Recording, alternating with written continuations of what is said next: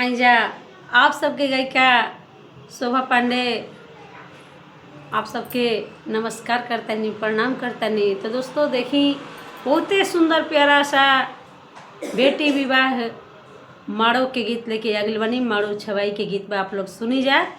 अच्छा लगी लाइक share comment जरूर कर जा। आप लोग के कैसा लगा? आरे कैसन बढ़ैया राउर बाटे कवनी पापा छिले ना मड़ौआ के बाँस।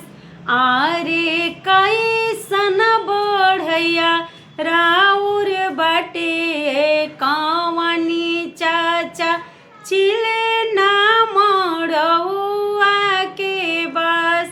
आहे माड़ो पूजे चलेली बेटी हो कवनी बेटी के सिया गईले अझुराई।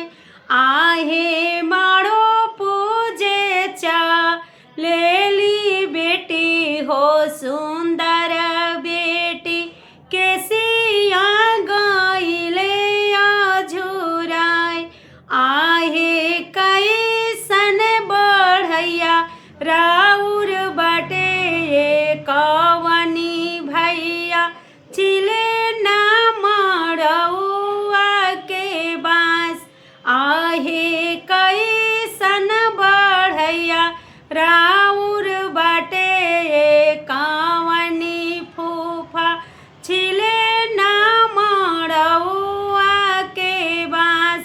आहे माड़ो पूजे चलेली बहिनी हो सुंदर बहिनी के सिया गईले अझुराई।